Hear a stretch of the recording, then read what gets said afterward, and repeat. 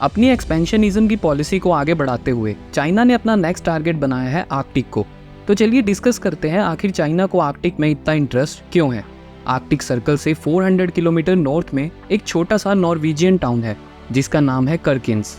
कर्किन्स town के लोग global warming को लेकर काफ़ी एक्साइटेड हैं।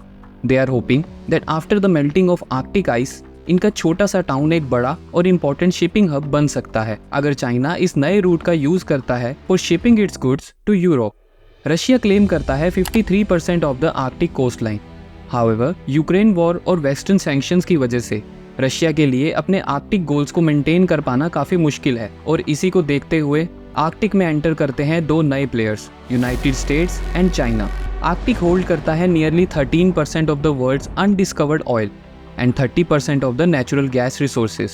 Because of these figures, China and US are investing heavily to secure their footholds in this region. China continuously खुद को आर्कटिक के अराउंड पोजीशन कर रहा है। चाइना की नज़र सिर्फ आर्कटिक के रिसोर्सेज पर ही नहीं है, चाइना की नज़र उन सी रूट्स पर भी है जो आर्कटिक की आइस मेल्ट होने की वजह से ओपन हो जाएंगे और फ्यूचर में चाइना के लिए स्ट्रेटेजिक ट्रेड रूट का काम करेंगे to reach Europe. By using this Arctic sea route, shipments from Shanghai to Hamburg could reach in just 18 days, which is currently taking 35 days via Suez Canal. Kirkenes town के लोग यह सोचकर काफ़ी excited थे कि उनका town first ice free port बनेगा जहां पर चाइना के कंटेनर शिप्स ऑफलोड होंगे और इजीली यूरोप तक डिलीवर हो पाएंगे with the help of railway line और इससे यह टाउन फ्लरिश करेगा। कर्किन्स टाउन का कोई भी रेलवे कनेक्शन नहीं है anywhere in the Europe. There were plans to build one with its neighboring country Finland, which is just 50 kilometre away.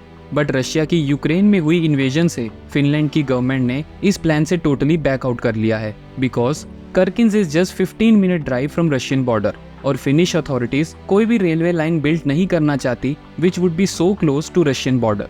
Western governments China के आर्कटिक में बढ़ते इंटरेस्ट को बिल्कुल भी लाइटली नहीं ले रहे हैं क्योंकि ऑलरेडी रशियन इंटरेस्ट की वजह से वेस्टर्न कंट्रीज इस रीजन में काफ़ी प्रॉब्लम्स फेस कर रही है और अब चाइना के आने से यह matter totally out of control हो सकता है। China used to have diplomatic activism in Greenland by investing heavily in its infrastructure.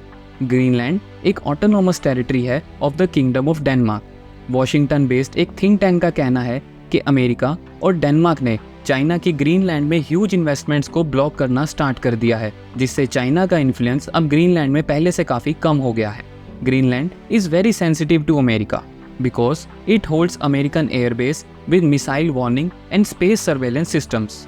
China is clearly frustrated with this move. According to Chinese scholars, Ukraine के साथ war में busy होने की वजह से रशिया का इम्पैक्ट इस रीजन में वीक हो गया है और आर्कटिक का मोमेंटम अब वेस्ट की तरफ इंक्लाइन कर रहा है। रशिया को कॉन्टिन्यूसली मिलिट्री इक्विपमेंट प्रोवाइड करने की वजह से चाइना की इमेज भी इस रीजन में काफ़ी खराब हुई है।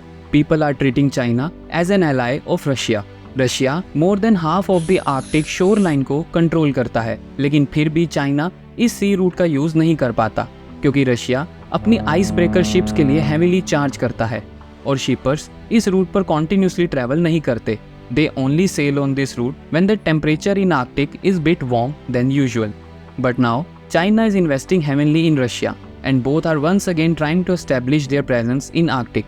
During his visit to Beijing, Vladimir Putin was to promote Arctic route as an important international transport corridor.